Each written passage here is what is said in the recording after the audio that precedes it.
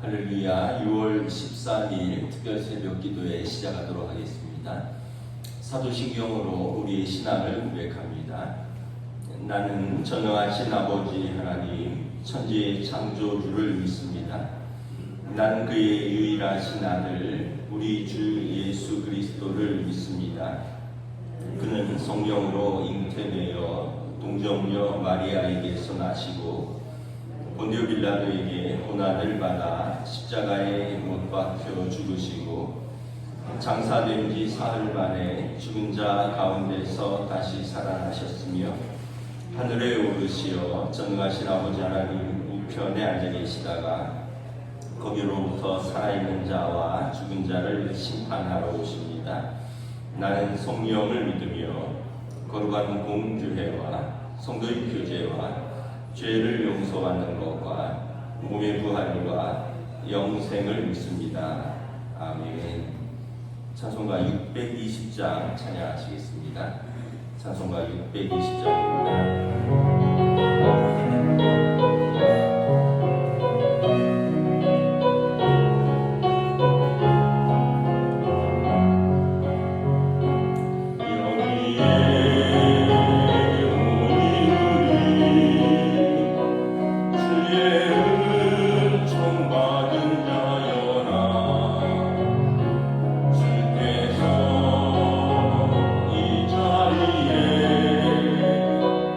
함께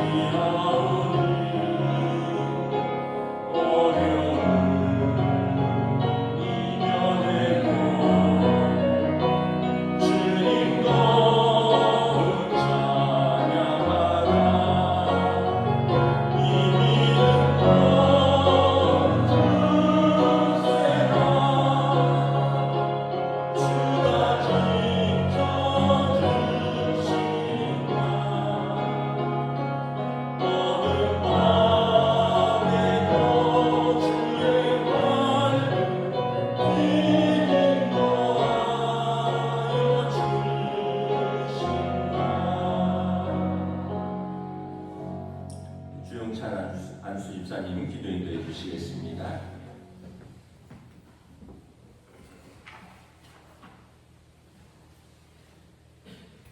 사랑과 은혜가 풍성하신 하나님 아버지, 저희의 소망이요 기쁨이 되시는 주님을 찬양하며 감사와 영광을 올려드립니다.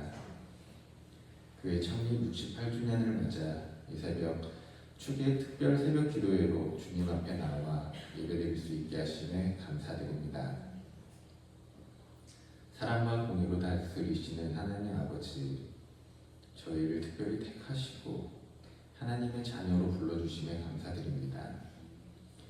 또한 말라기 선지자의 말씀을 통해 저희의 마음을 돌아보게 하시니 감사합니다. 주님께 온전하고 진실된 예배를 드리고 있는지, 혹여 형식과 습관에 얽매여 주님의 이름을 가볍게 여기고 있지 않은지 겸손히 돌아봅니다. 저희가 드리는 예배와 헌신이 그저 형식적인 의무로 머물지 않게 하시고 온전한 마음과 순종으로 주님을 섬기게 하옵소서. 저희 삶을 깨끗하고 정결케 하사 드려지는 모든 예배와 헌물이 주님께 기쁨이 되기를 원합니다.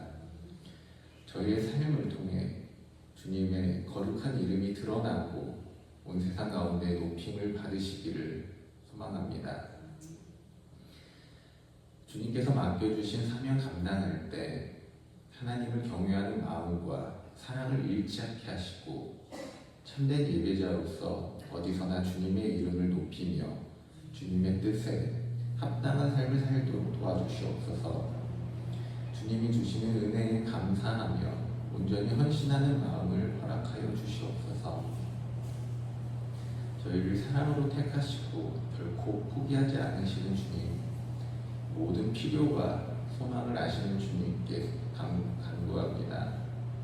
저희의 삶을 살펴주시고 세상의 유혹과 어려움 속에서도 주님의 보호하심으로 저희의 마음과 삶을 지켜주시옵소서. 이 시간 말씀 전하실 박은성 목사님께 성령의 충만함을 허락하시고 온 성도가 다시 기도의 자리로 나아가는 은혜의 시간이 되게 하옵소서. 이 모든 말씀 빛 되신 우리 주 예수님의 이름으로 기도드립니다. 아멘.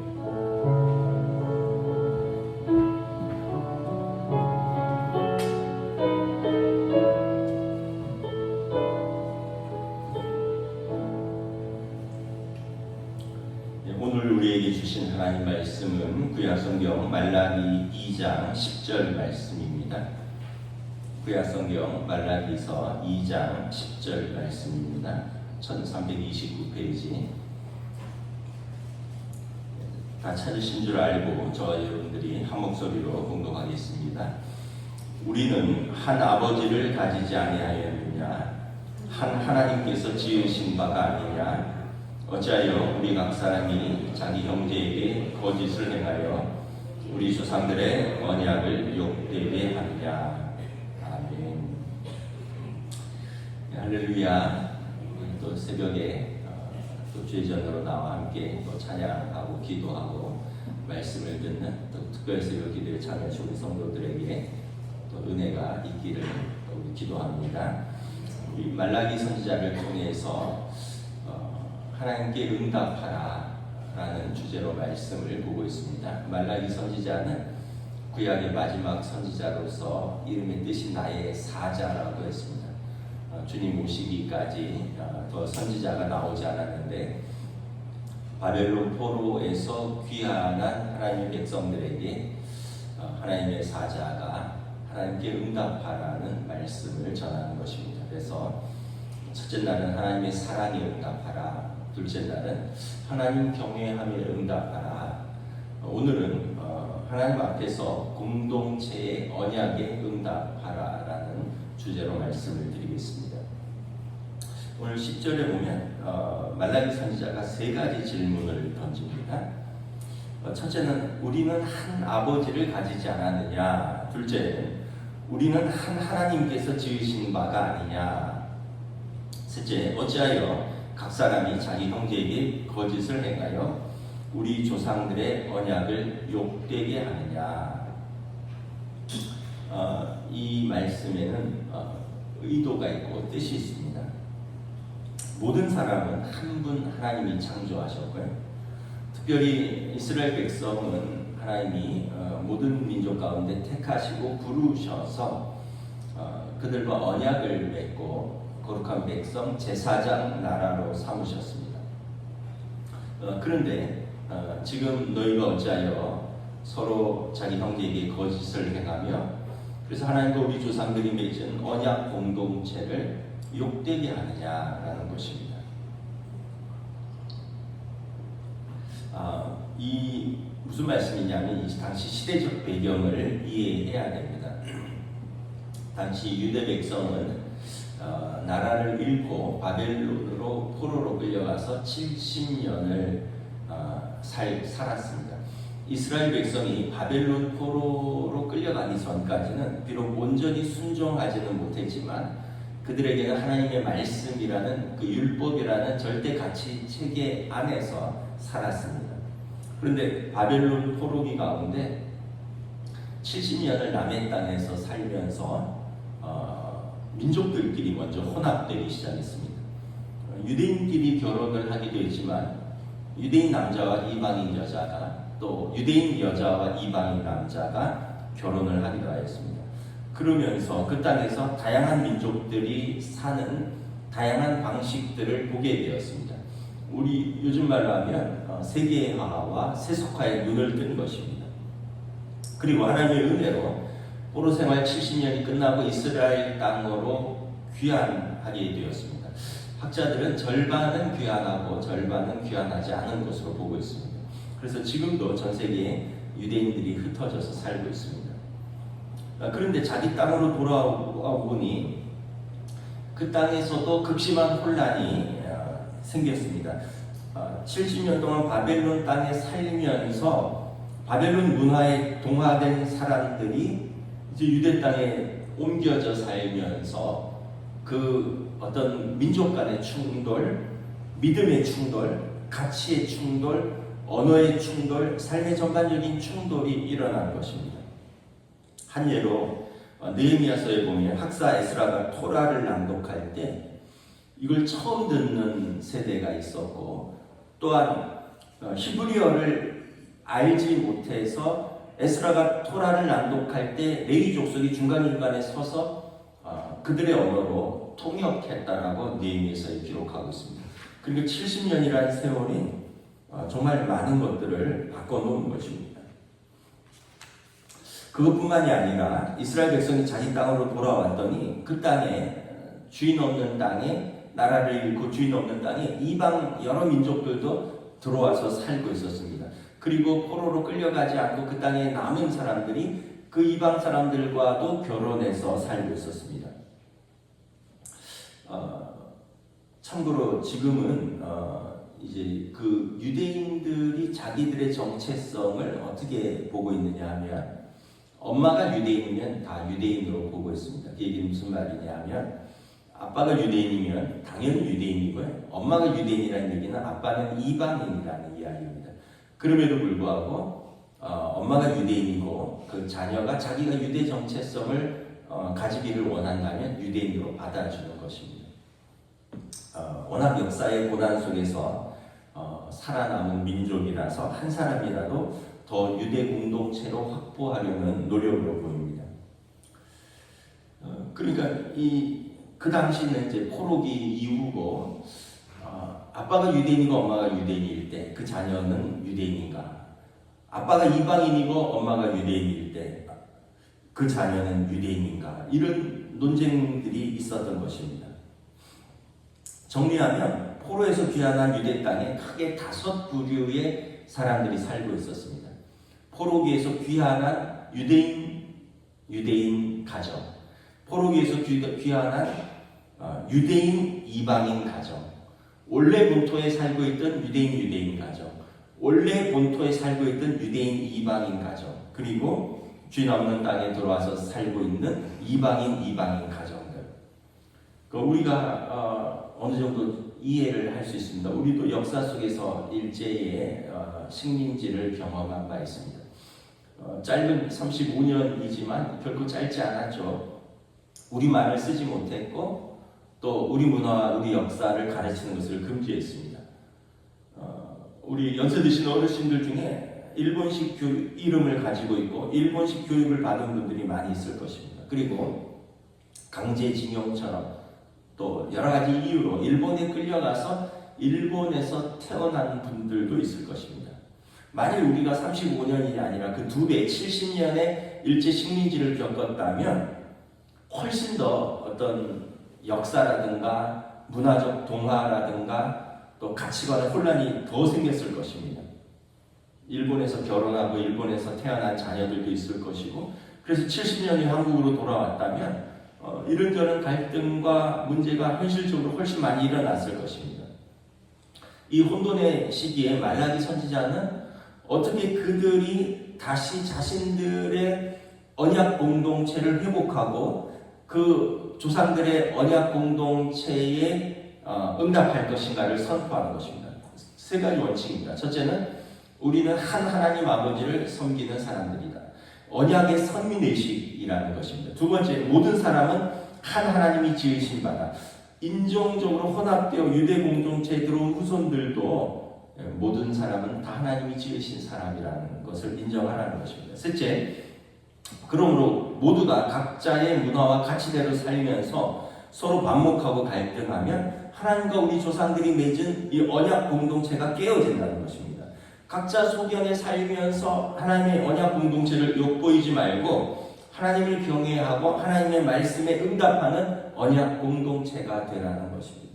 그래서 앞서서 하나님을 사랑하는가, 하나님을 경외하는가, 그렇다면 너희가 언약 공동체로 응답할 수 있다는 것입니다. 저는 말라기 선지자가 선포한 이 말씀이 이 시대를 살아가는 교회 공동체에게 동일하게 주시는 말씀이라고 믿습니다. 먼저 하나님의 교회는 예수 그리스도를 통하여 하나님께서 부르신 언약 공동체입니다. 여러분, 언약 공동체라고 할 때 가장 중요한 것은 하나님의 말씀입니다. 하나님과의 언약이 제일 중요합니다. 신앙생활하면서 우리가 기억해야 할 것은 항상 내가 중심이 아니라 우리 위에 하나님이 계시다는 것을 기억하는 것입니다. 유대인들이 모자를 다 씁니다. 남자들도 어떤 뉴스라든가 사진들에 보시면 대단한 모자가 아니라 손바닥만한 빵떡 모자 같은 거를 여러 가지 색깔로 해서 머리에 이렇게 얹은 것을 볼 수 있습니다. 그 이유는 뭐냐면 이제 그게 키파라는 건데 조그만 사이즈입니다. 제 손바닥보다도 작은데 이렇게 해서 핀으로 고정하는 식인데, 이유는 이게 패션도 아니고 또 머리의 안전이나 머리의 보온을 위한 모자의 용도도 아닙니다. 내 위에 하나님이 계시다라는 것을 기억하는 것입니다. 우리 여러분들도 내 존재 위에 항상 하나님이 계시다라는 것을 의식해야 됩니다. 이게 여러분 거룩입니다. 하나님을 의식하는 것, 이것이 거룩입니다. 언약 공동체에서 하나님의 말씀의 원칙보다 더 중요한 것은 없습니다. 만일 어떤 일이 나는 하기 싫은데 하나님이 기뻐하신다면, 그것이 하나님의 말씀이라면 우리가 기꺼이 할 수 있는 믿음이 있어야 합니다.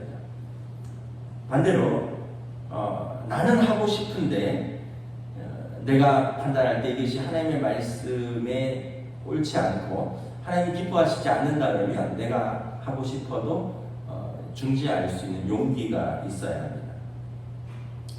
갈라디아서 5장 24절에 사도 바울의 말씀처럼 그리스도 예수의 사람들은 육체와 함께 그 정욕과 탐심을 십자가에 못 박았기 때문입니다. 세상에는 여러 이데올로기가 있고 여러 역사관이 있으며 여러 가치관이 혼재되어 있지만 교회는 하나님의 말씀이 진리이고 가장 큰 원칙입니다. 왜냐하면 교회는 하나님의 언약 공동체이기 때문에 그렇습니다. 그래서 만약에 어떤 개인이 하나님의 말씀을 정확히 분별하지 못한다면 주변에 있는 사람들이 하나님의 말씀은 어떤 것이 옳은가, 하나님의 뜻이 무엇인가를 이렇게 알려주고 함께 또 이렇게 인도해 나가는 역할을 해야 됩니다. 지금 말라기 선지자가 너희는 하나님이 지으셨다. 너희는 한 아버지를 섬기고 있다. 그러므로 너희는 각자 형제에게 서로 거짓을 행하여 언약 공동체를 돋보이지 말라라고 말씀을 하고 있는 것입니다. 두 번째는 교회는 언약 공동체이지만 동시에 영적 가족이라는 것을 기억해야 됩니다. 하나님의 교회는 오늘 말씀에서 보면 너희는 한 아버지를 우리는 한 아버지를 가지고 있다. 우리는 예수 그리스도 안에서 하나님의 자녀가 되었습니다. 우리는 모두 예수 그리스도 안의 믿음 안에서 한 가족이 된 것입니다. 아버지가 하나면 다 가족이죠. 영적 가족의 입장에서 교회를 볼 때 중요한 것은 관계입니다. 관계도 순서가 있습니다. 먼저는 하나님과의 관계이고 이후에 성도들 간의 관계입니다. 만일 하나님과의 관계가 깨어지면 성도들 간의 관계가 깨어지는 것은 시간 문제입니다. 그러나 하나님과의 관계가 친밀하고 굳건하면 다른 관계들은 삐걱삐걱해도 언제든지 회복될 수 있습니다. 왜냐하면 하나님과의 관계가 다른 관계들을 붙들고 있고 치유하고 회복할 수 있기 때문에 그렇습니다. 마치 어느 부모에게 여러 자녀들이 있는데 그 자녀들이 다 장성하여 결혼을 했다고 합시다. 뭐 형제라도 여러분 뭐 어렸을 때 같이 자라고 한 부모에게서 자랐지만 뭐 다 생각이 다를 수 있고요. 또 다 추구하는 바가 다를 수 있죠. 그런데 아버지 어머니가 살아계시면 생각의 차이나 갈등이 있어도 그 울타리 안에서 자녀들은 다 같이 모입니다. 그런데 아버지 어머니가 돌아가시면 이제 형제들은 구심점을 잃어버리고 자기 생각과 또 갈등이 그대로 노출될 수 있습니다. 이게 이제 아버지 어머니가 가지고 있는 보이지 않는 힘입니다. 여러분 하나님과의 관계가 보이지 않지만 우리가 하나님과의 올바른 관계, 친밀한 관계 안에 놓여 있으면 사실 다른 관계들은 그 관계 안에서 유지되는 것입니다. 그런데 그 올바른 관계가 깨어지면 내가 하나님과의 친밀한 관계가 깨어지고 내가 믿음이 시험에 들어서 믿음이 흔들리면 다른 관계들은 별 의미가 없어지는 것입니다. 이게 영적 가족의 가장 중요한 관계입니다.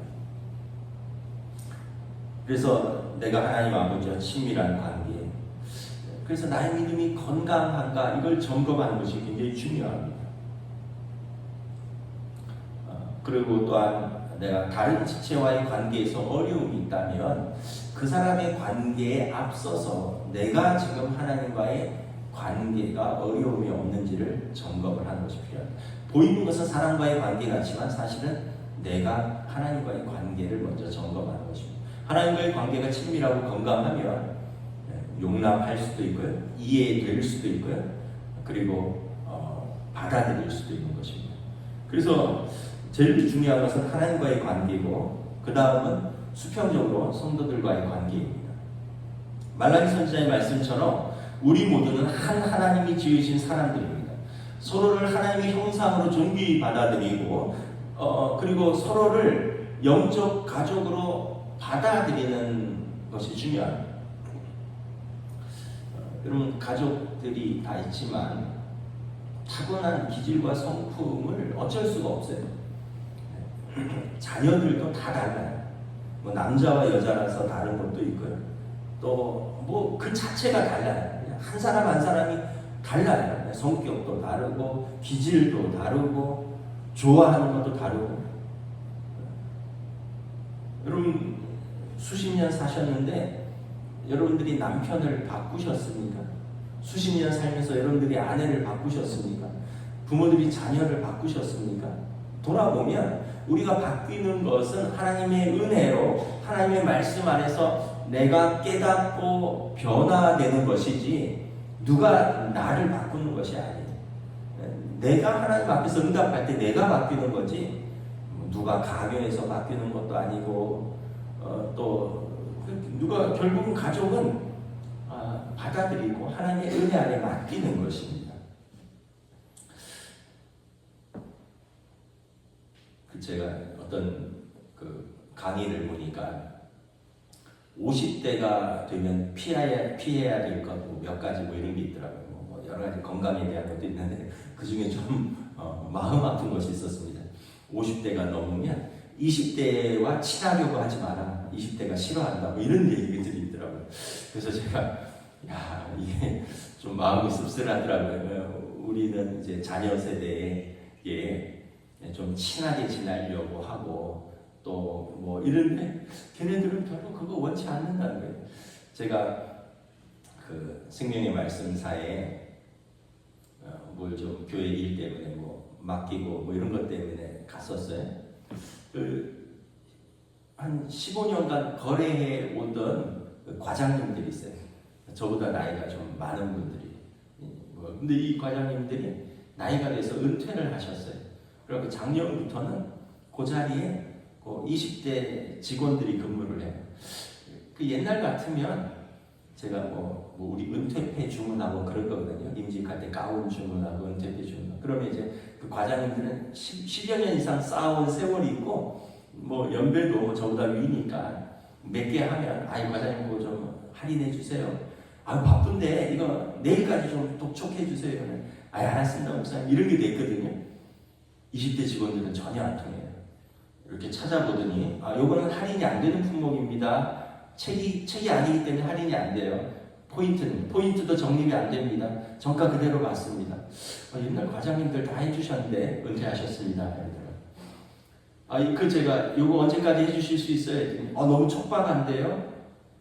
그래서 이게 그래도 뭐 이거 하면 할 수 있는데 저희는 규정대로 합니다. 이게 이제는 제 마음에 그 세대가 분명히 바뀌고 있구나. 이제는 뭐 친분이나 아니면 어떤 관례로 하는 시대가 아니다. 이제는 이 50대 마인드로 그 20대 청년들에게 다가가면 이 사람들이 싫어하는 거. 얼굴 표정 안 바뀌고 이론도 안 깎아주고 그냥 규정대로 하겠다는 거예요.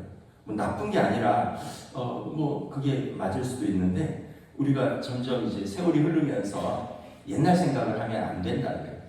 그냥 받아들여야 됩니다. 받아들여야 돼.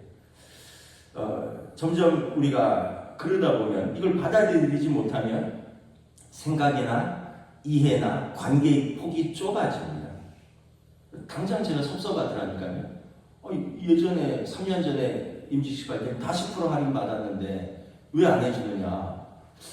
딴 데 알아볼까 이런 생각도 들고 또 이 여직원은 왜 젊은데 이렇게 쌀쌀맞냐 뭐 이런 생각도 들고 이게 자꾸 좀 섭섭한 마음이 들어요. 이게 생각의 폭, 이해의 폭, 관계의 폭이 점점 좁아질 수가 있어요. 근데 이게 이제 신앙생활하면 공동체에서도 이게 나타날 수가 있습니다. 신앙의 연조는 오래됐는데 신앙생활을 잘못하면 우리도 서로 이해의 폭이 좁아지고요. 자기 중심적으로 생각하고 고집이 세질 수 있습니다.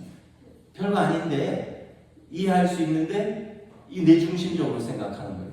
저는 그 여직원이 그 규정대로 하는 것이라고 생각을 합니다. 그리고 전에 있던 과장님들은 거의 60 다 되고 은퇴가 다 됐기 때문에 자기 나름대로 감당할 수 있는 역량이 있는 분들이고 근데 이제 내 입장에서 생각해 보면 이해가 잘 안 가는 것도 있고 또 섭섭한 것도 있고 그렇더라고요. 근데 우리가 신앙생활에서도 내 입장으로 생각을 하면 이해도 안 되고 또 섭섭한 것도 있고 또 자기 중심적이 될 수도 있습니다. 그래서 항상 우리는 이렇게 상대방의 입장에 한번 서봐야 됩니다. 교회사를 살펴보면 악기 때문에 다툰 일이 있어요. 과거 중세에는 전부 오르간이었습니다.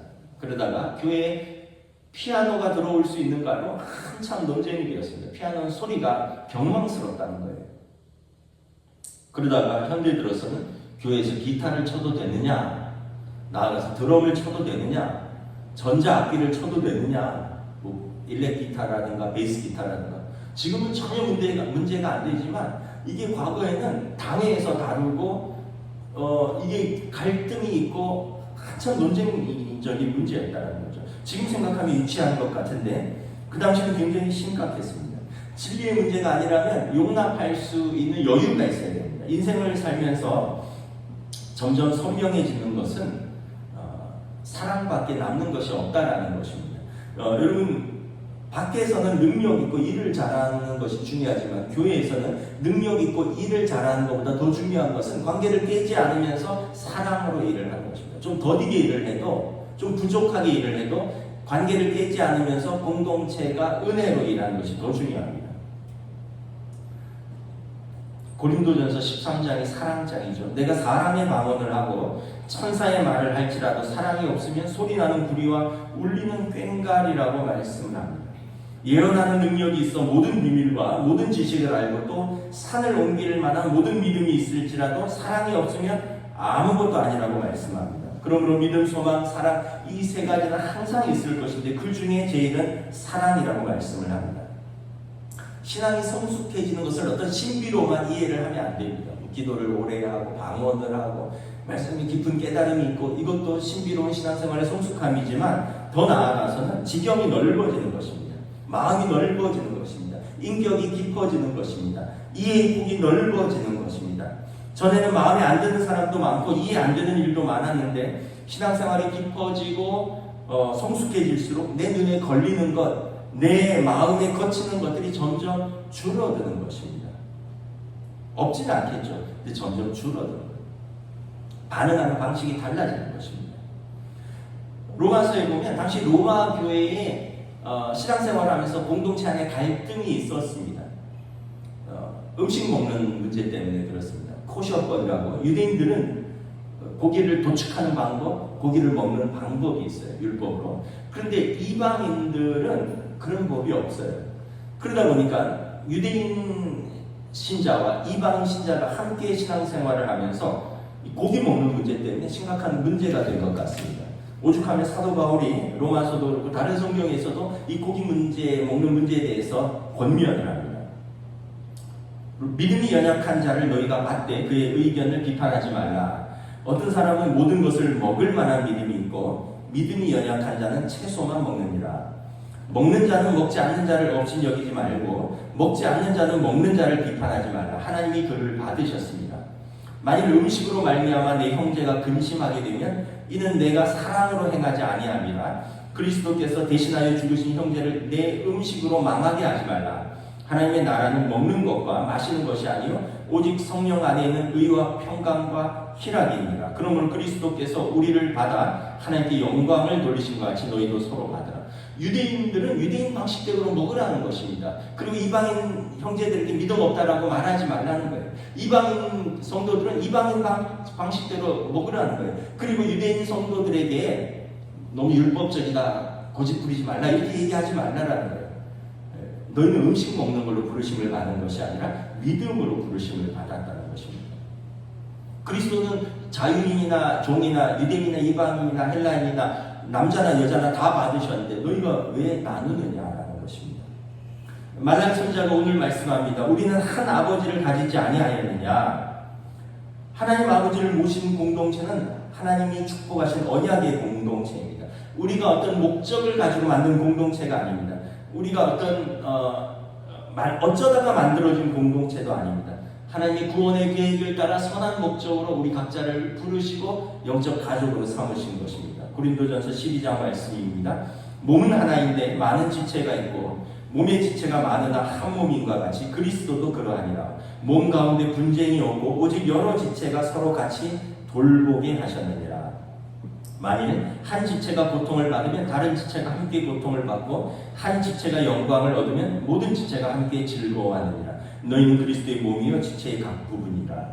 우리가 전체 몸과 지체로 연결되었다고 이해하면 훨씬 이해가 쉽습니다. 공동체가 건강하면 지체가 약해도 또 지체가 문제가 있어도 회복될 수 있습니다. 여러분 몸이 건강한 사람은 감기 걸려도 쉽게 낫습니다. 상처가 나도 금방 낫습니다. 근데 몸 전체가 약하면 감기 걸리면 이게 중병으로 올라갈 수도 있습니다. 공동체를 바라보는 우리의 시선이 새로워져야 합니다. 우리 모두는 하나님께서 지으신 바요 우리 모두는 한 하나님의 아버지의 자녀입니다. 오늘 말라기 선지자가 말씀하신 것처럼 우리 10절 함께 읽고 마치도록 하겠습니다. 시작. 우리는 한 아버지를 가지지 아니하였느냐? 한 하나님께서 지으신 바가 아니냐? 어찌하여 우리 각 사람이 자기 형제에게 거짓을 행하여 우리 조상들의 언약을 욕되게 하느냐? 영적 공동체로서 우리 교회가 우리 성도들이 건강하게 하나님의 은혜와 축복 가운데 세워지기를 우리 주님의 이름으로 축복합니다. 우리 함께 기도하겠습니다.